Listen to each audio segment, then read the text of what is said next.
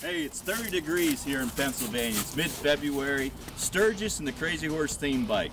Come on, follow me.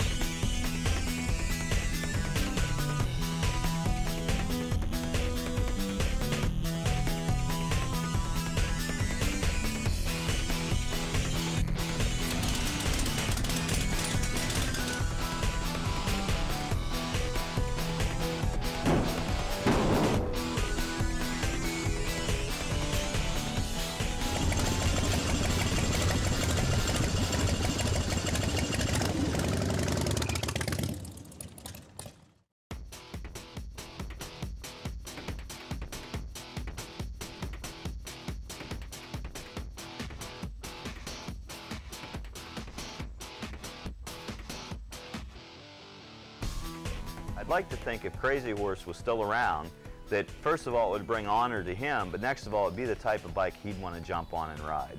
And that's what I tried to capture with this. There's a lot of other bikes out there that are much more beautiful and much more expensive and detailed, but I just wanted something that was really unique. So, you know, we had a lot of fun building it, and I think we hit it out of the park with this one. Pretty fair question I get asked a lot of times is why Crazy Horse and why the Triumph motorcycle? And really have to go back. I've always been fascinated with the Native American culture, but what really tipped me off was when we were out to Sturgis, well, it was quite a few years ago now, and went to the memorial, Crazy Horse Memorial, and seeing what they were doing with that carving. I mean, you just have to go there to really appreciate what they're doing. But after I met the family there and talked with them and learned more about the foundation, I wanted to do something for the Native Americans and Crazy Horse Memorial. I was lucky enough to put a team together that put a super bike together. A builder from the West Coast got involved, and they put an elegant bike together. I mean, it's just beautiful. It's called the Warrior, and I think it's still sitting out at the memorial. And we raised money for the memorial, and I think in a year's time we gathered around $200,000 up for the Native Americans and the Crazy Horse Foundation. Well, with that said, that's what inspired the bike that we're going to show you here. Triumph, why not? I'm a big V-twin guy, and I think Harley Davidson and the V-twin out there has done wonderful things for the biker community and culture. And I have those, but I wanted to do something really different, and I wanted something that really honored the Native Americans and ultimately Crazy Horse. And I think we really did hit it out of the park with this. And for a country boy like me that has a very crude shop, we did have some help with the paint. I'm not a painter, and some help with the swing arm. But everything else, there's parts on this bike that really are handmade, hand filed, hand cut out with a hacksaw. And it took 3.5 years, 4 years to put together. But I guarantee you, when you pull into Sturgis or Deadwood, you don't have any problem with somebody having a bike like yours. And again, I get a kick out of that. It's a lot of fun to ride.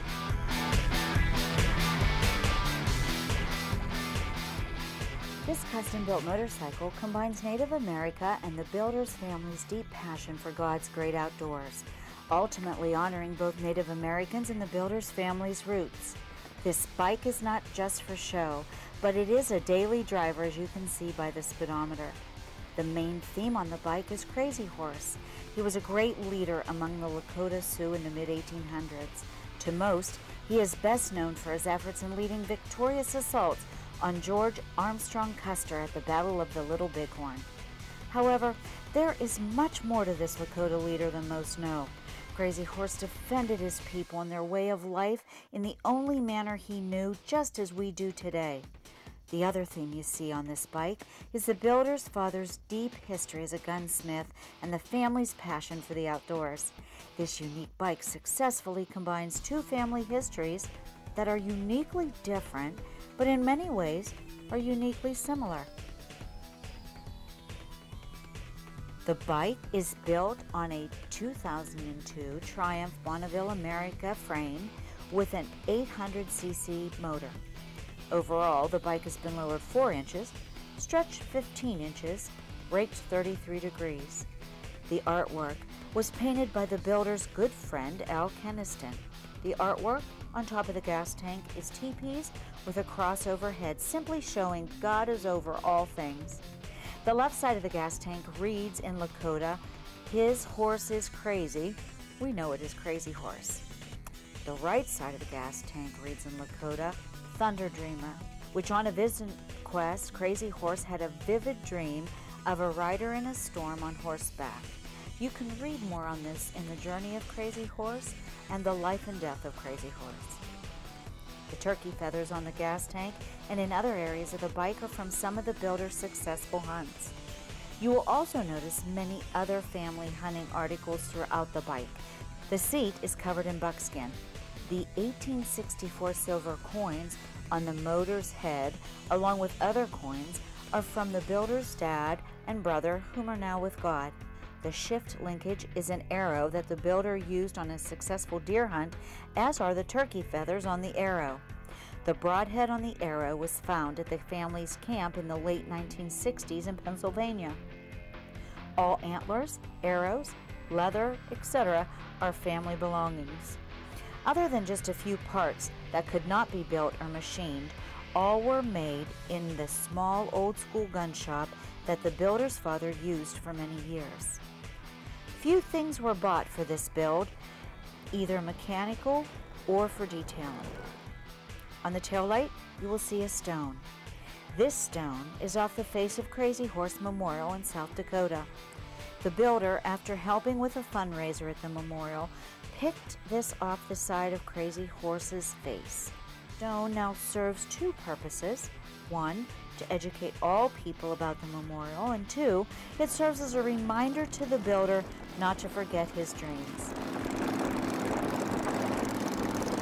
Crazy Horse wore painted lightning and hailstones.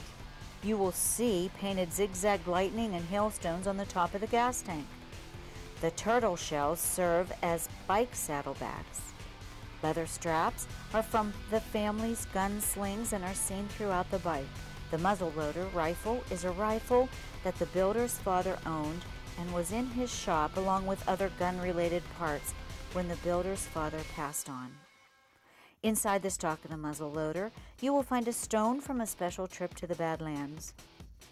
The Buffalo Indian head key was handmade by a close family friend of the builder's family and will be the only key that will ever start this bike. The powder horn is also from the builder's wife's family and dates back to the mid-1800s. Everything on this bike has some type of meaning. Nothing was done to this bike without great thought.